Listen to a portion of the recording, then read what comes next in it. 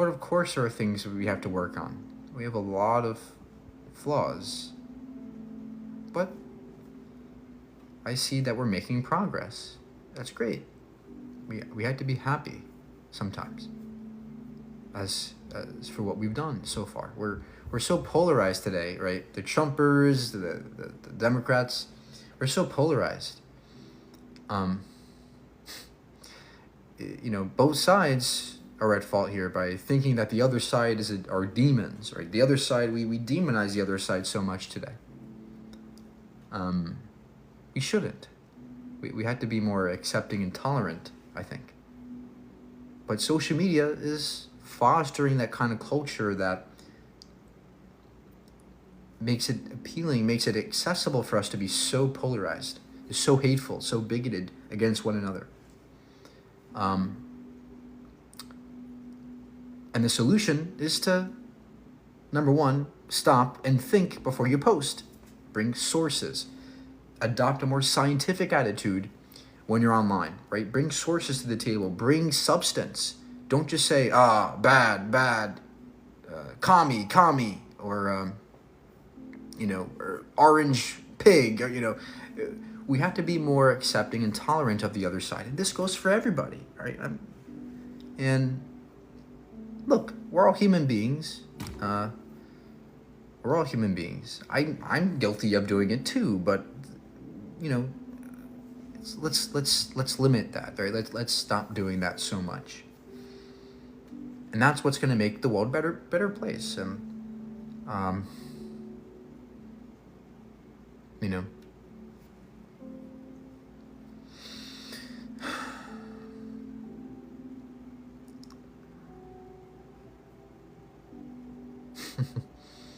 Mike's so optimistic, it makes me mad. I'm trying. It's hard for me to be optimistic. Actually, it's getting harder and harder to be optimistic. But at the same time, when I look back in the past 20, 30 years, I see a world that is progressing. I see lots of good things happening. So of course I will celebrate our wins. We ought to do that more. We ought to celebrate our wins more. And stop focusing on all the bad things. I don't know why we do that so much.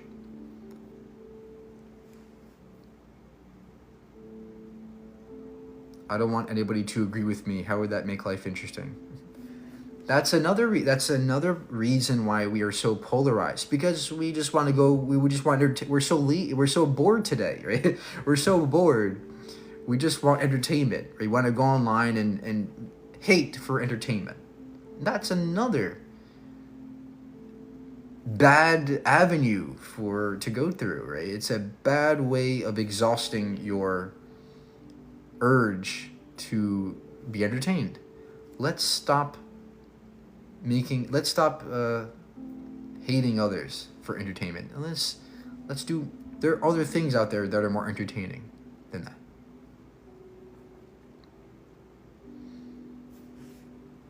Debate channels aren't inherently hateful at all. There are some debaters out there who are very hateful and very polarized, very radical. But I don't think I have, at least in the past year, have been too hateful at all. I think I'm not perfect, but I don't think that I've been something that I think I've been positive mostly.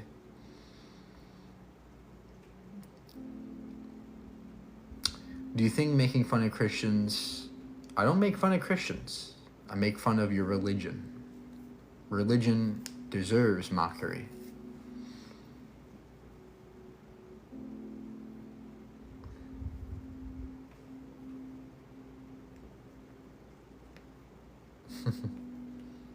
But here we go again. People are so butthurt because their religion is being criticized. It's not about you. It's not about you. When I mock Christianity, I'm not mocking you. I'm mocking your belief. It's not my fault you're attached to your belief so closely. You're so closely attached to this belief in Jesus and stuff. if you just let it go for a second, you realize that it's not about you, right?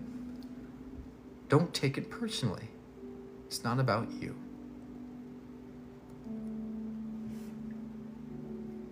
But I know where you're coming from. I used to be a Christian, and I used to look at people who were atheist, and when they made fun of God, I would be like, "Oh no, he's a Satanist, or he's a Antichrist." Of course, your first reaction is to be personally offended by this.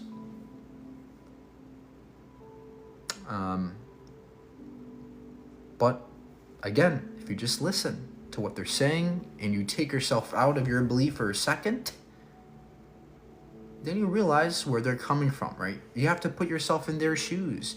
That's how we understand each other better. We take ourselves out of our beliefs for a second and we listen. And we see things from their perspective. That's how change happens. That's how positivity occurs. You know?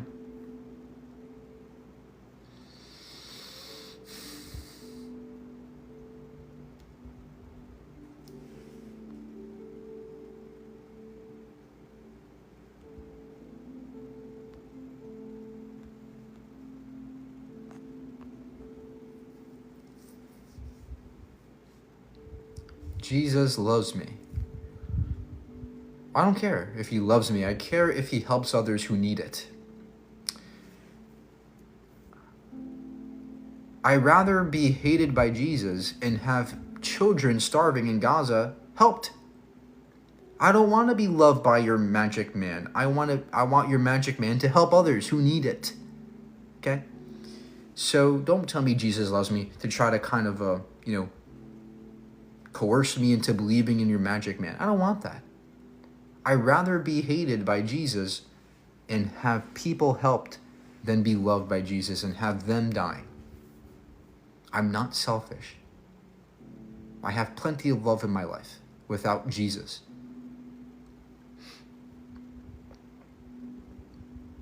But I understand where you're coming from. I understand that you want me to believe. But just recognize that some people don't have your same view. And it's okay. It's going to be okay if I don't believe what you believe.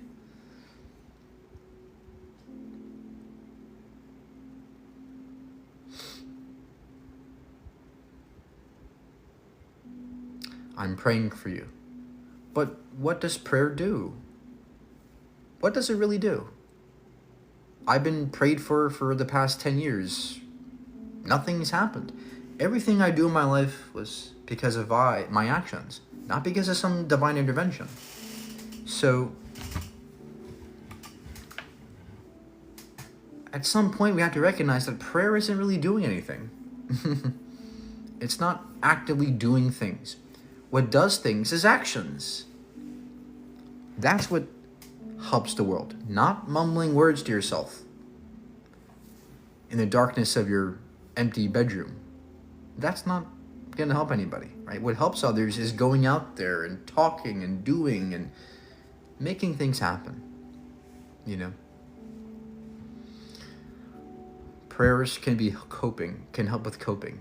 Yeah, sure, but at some point you have to realize that all you're doing is coping, and that's fine. If you have to pray to cope with some hardships, of course that's fine to me, of course.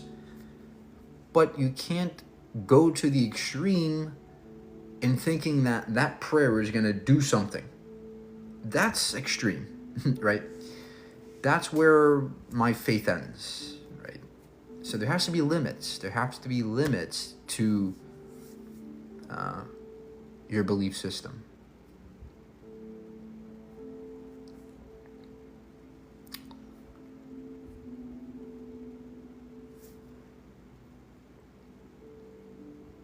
Can you explain natural selection? Hey, Kay, can you explain natural selection and what you think is the most plausible as far as how we got here? Well, those are two different questions. Natural selection is the idea that over time, the an animal with a particular trait will survive better than another animal of the same species with a different trait. So, for example, a giraffe might have a taller neck, a longer neck, allowing them to eat leaves from a taller tree, and so they survive more. The shorter giraffes, they die out, they go extinct. So the taller giraffes, their genes get spread more often, and hence you have taller and taller giraffes over time, according to how tall the trees are. That's a form of natural selection. Now, evolution is different than natural selection. Evolution is the fact that that genes change over time. That's a fact. And that is what drives, and natural selection is what drives evolution. But the other question as to how we got here, well, there might not be a time where we got here, right? There might not be a time where there was nothing and then something, right? That might not even be possible. It could be the case that everything always was. That we didn't get here, we always were here in some way. And the stuff you're made of, the particles, the atoms, the elements, the molecules, if you trace all these particles back in time, you recognize that you can trace them back to the universe. Your particles can be traced back to stars that exploded 5 billion years ago. And those particles can be traced back to nebula clouds in the early universe 13 billion years ago. And those can be traced back to the Big Bang, and perhaps there's something before that. But the point is that our existence in this tiny sliver of space and time was dictated by a cascade of processes, chemical, biological processes, cosmic processes, that occurred over a 14 billion year time span. And 14 billion years is as far back as we can see. There might be something before, we don't know. But all we can see with our telescopes is 14 billion years ago. But the question is profound. We don't know how finite the universe is. We don't know the boundaries to the universe. There might be another universe beyond ours. Even if we say the Big Bang is the end of time, or the start of time, well, what if there's another universe out there that extends beyond our 4 dimensions? If there's something after that, and after that, and there's maybe that's infinite. Maybe the multiverse is infinite. I don't know. These are very deep questions, and they can cause you to, they can cause you to go into this existential mode where you're asking yourself, "Oh no, how are we here? Why are we here? What's it?" I think that's not disciplined, right? When you get stuck in this question, why are we here? I don't even question that, because I know it's unanswerable, and there's no honest way we can approach that question right now. However, in science,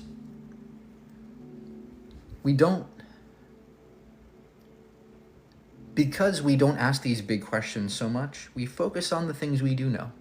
We focus on the things that we can reach. And we slowly, step by step, increase the boundaries of our knowledge. That's the point.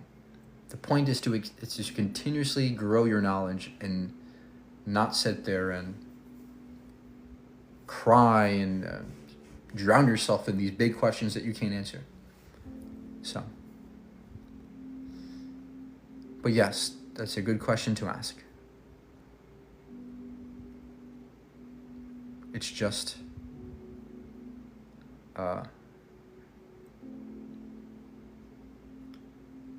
not very fruitful.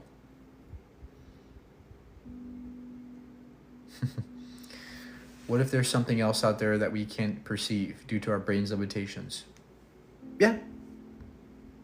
You're right. Okay, you're right. We don't know. We'll never know, maybe. Maybe we'll never know. And that might be scary to you. that we'll never know. But to me, I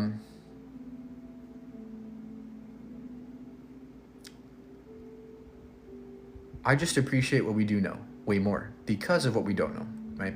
So the fact that there are things we don't know, the things we do know we become more appreciative of them, right? And that's way more fruitful than sitting there and again becoming sad about what we don't know. Oh no, what else could be out there? So I'm just saying this is how we kind of leave this existential mode where you're drowning in the scariness of things.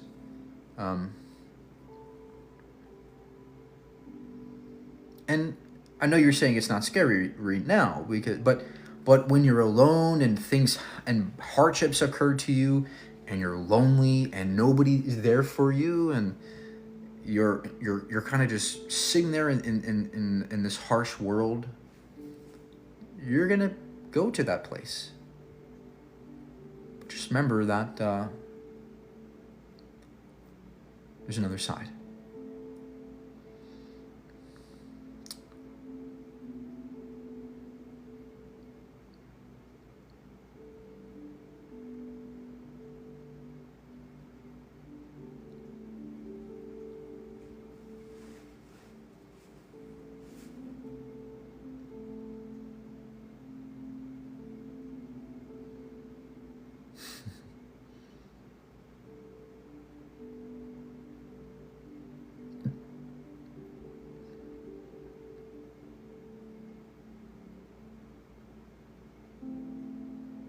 But yeah, reality can be very bitter for people, right? A lot of people don't have it very good. A lot of people in this world are suffering every day. A lot of people don't get to experience what we experience.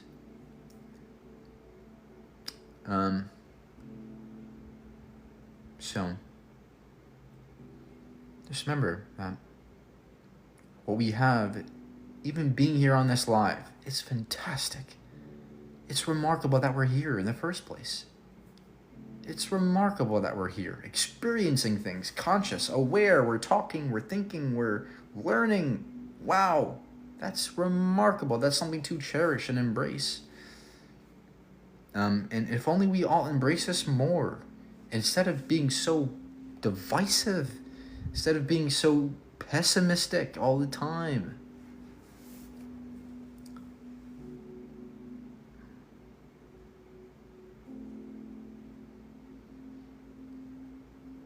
You know, that's a scientific perspective to me.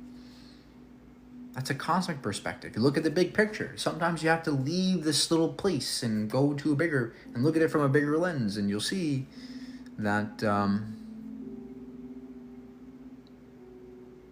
what we have is incredible, you know.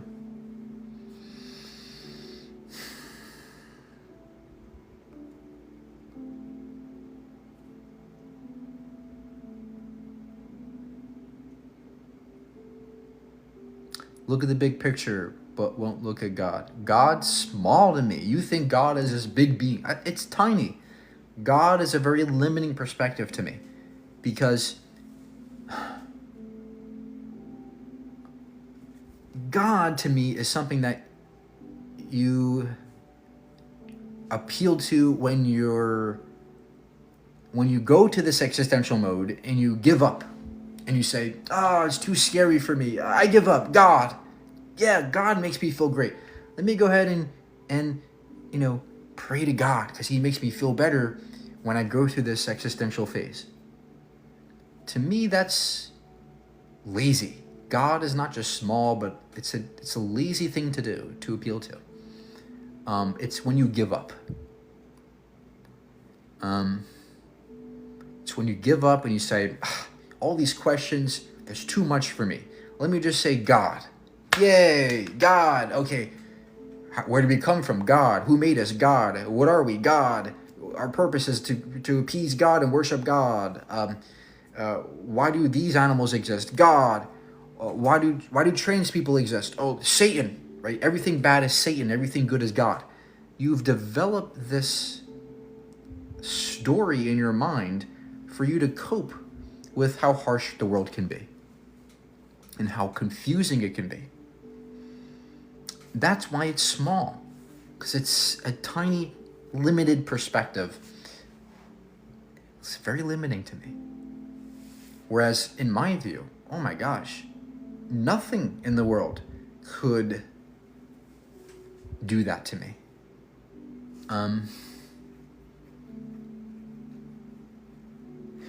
Any information I get, any information that comes my way, I don't react to it. I investigate it. I welcome it. The darkness in the universe, right, the things we don't understand, I welcome it. Everything I don't understand, I welcome it. I want it to come to me now. I investigate it. That's a way better approach. That's a way bigger approach than putting on your God goggles on and saying, that's God, everything's God. I don't have goggles at all. I threw them away. And I see things in a way more raw way. Albeit it's bitter. But it's bittersweet, right? It's bittersweet. See, the theist wants to see everything through a sweet lens. Everything has to be great, right? So that's why they'll try to excuse their way to everything being good.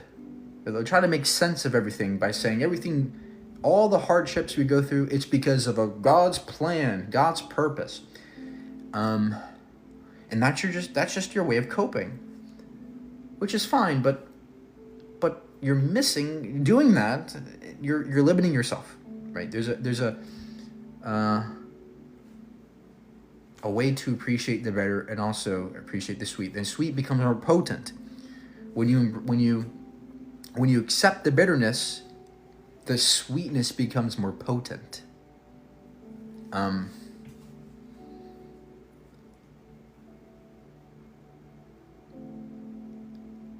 Yeah, that's what I can say.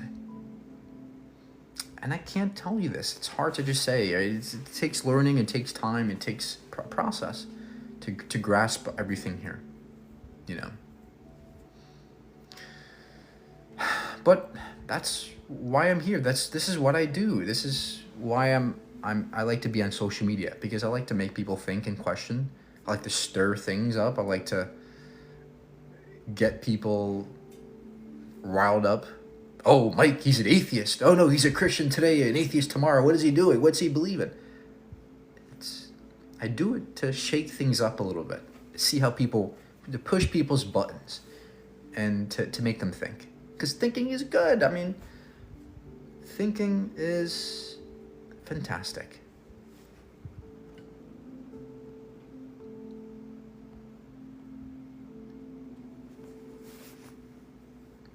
Just not just makes your life better, but it makes other people's lives better. Right?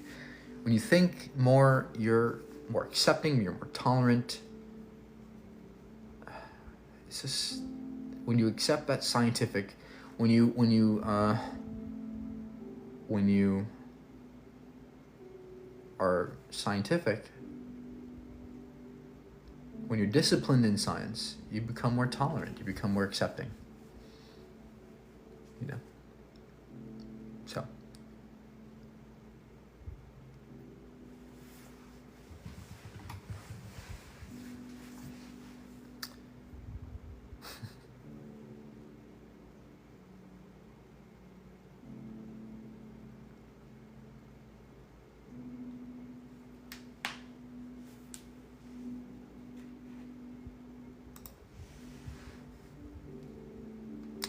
If we're so insignificant in the universe and the totality of existence, does anything really matter?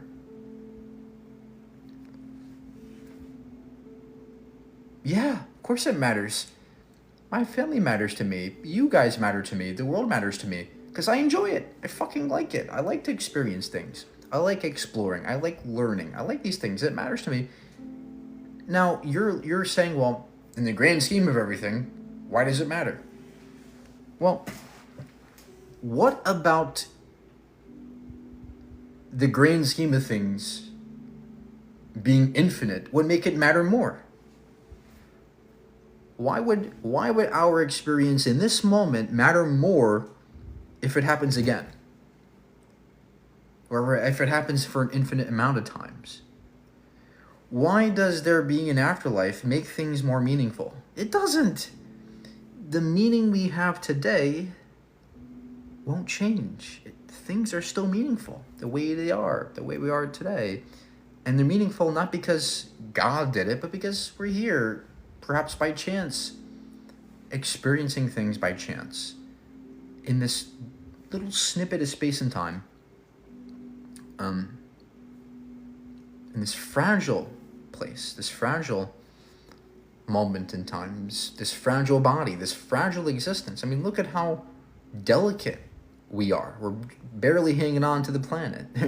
You know, we're barely hanging on, but we're here. And that's why it means a lot to me. Perhaps even more than if there was an afterlife. Because we might not even be here again. And that to me makes it even more meaningful, because this is it. It's like, you know, going through your childhood, right? It was a precious time because you don't get it back again, right? That's why it's precious. You don't go through multiple childhoods. You only get one.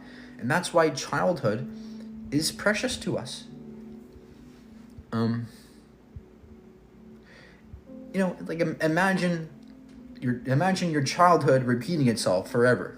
I mean, yeah, it's cute, but after a while it gets boring, right? So there's another way of seeing this where, you know, the fact that time is finite and that this does end, it makes it a pure, meaningful way, and it makes it meaningful in a pure way.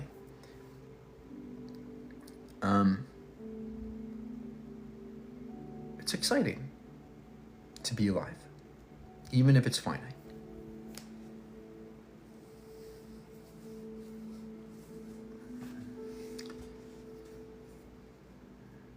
So, yeah, we don't talk about this enough, right? People don't talk about these things.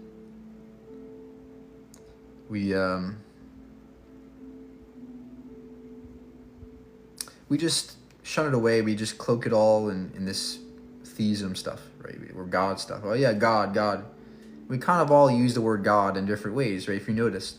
Yeah, I believe in God. It's the consciousness, or, you know, we use these words very loosely because we all question these things to some degree, right?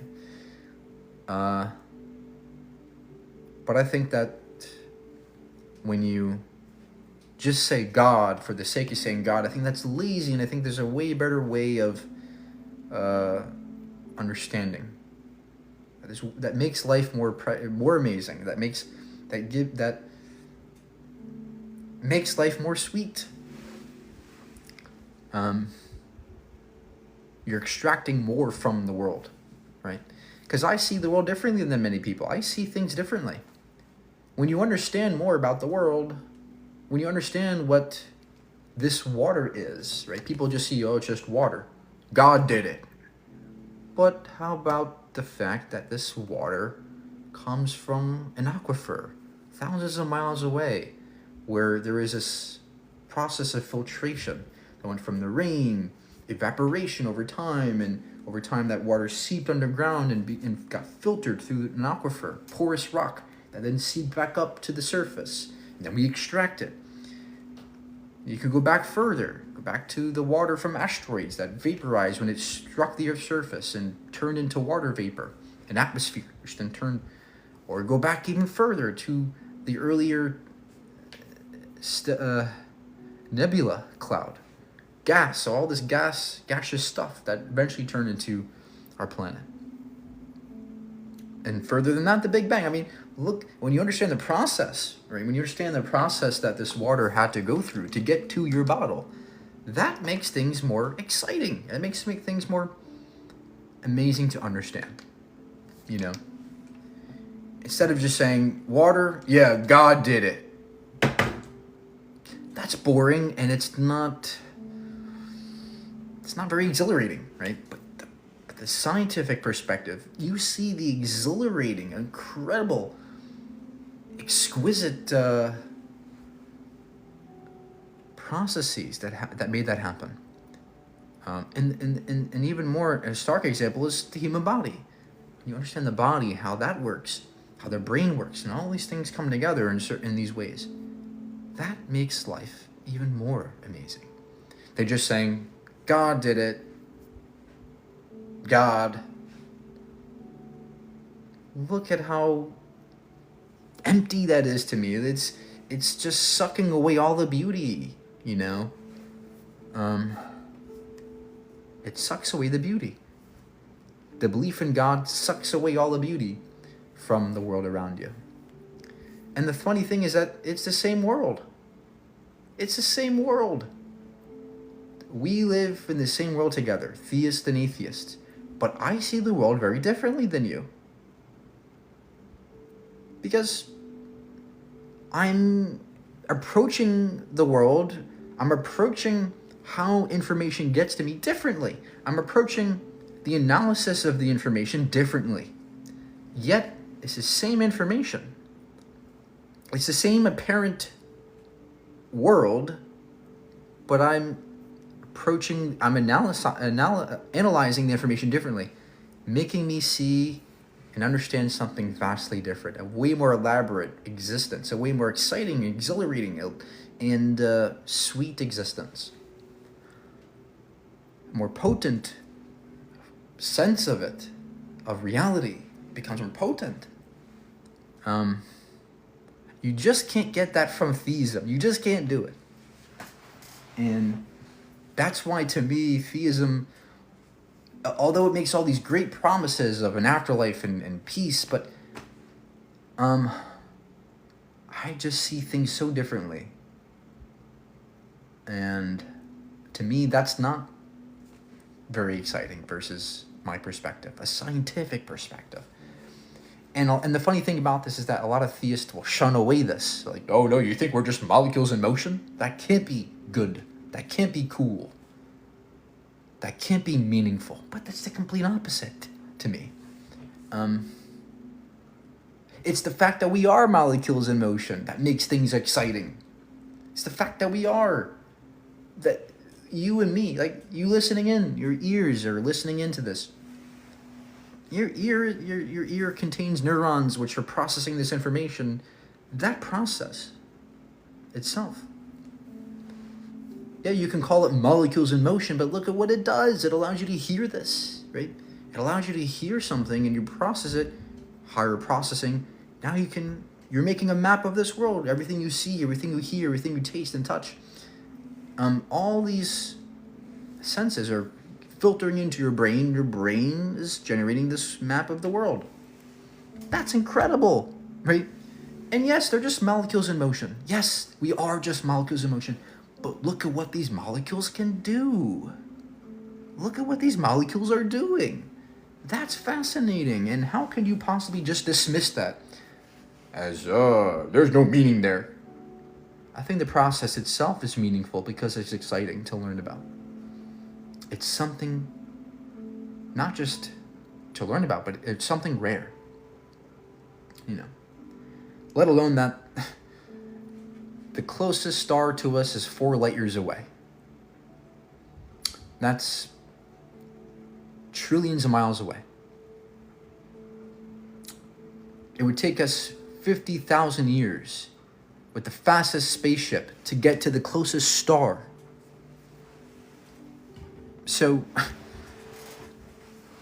as of today, we're human on this planet with water and liquid water and atmosphere and temperatures and look at what we're doing. Look at all these amazing things. Look at what we're part of and look at how rare it is. Look at how rare it is. That's another reason to embrace what we have. It's rare. You don't find this very often out there. It's not very apparent that there are other humans out there. In fact, there might not be other humans in the universe, in the entire universe. That might be the case that we're the only humans. That's another scientific perspective that makes things way more potent in terms of how sweet reality can be.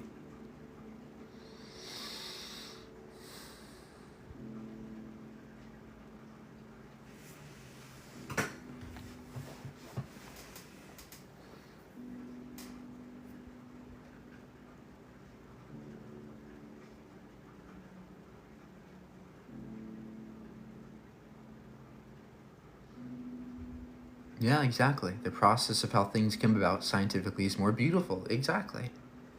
Exactly. And I can't just tell this to somebody, right? If you tell this to a theist, they're going to say, oh, no, you're crazy. They just laugh in your face. And that saddens me, that people don't take the time to listen and learn. Learn. Don't just listen to me. I'm not anybody. I'm just a guy. But learn. I'm here to make you learn. I'm here to be the catalyst for your learning. Because that's the most important thing here, to learn.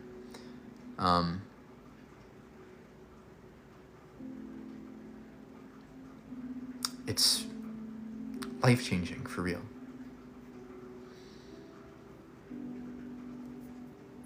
You know? And if everybody did learn, if everybody took the time to learn, the world would be a way better place. Way less harm, way less hate, way less war, way less fighting. You know? Way less suffering. And way more love, way more acceptance and tolerance and love and peace, happiness, prosperity, abundance.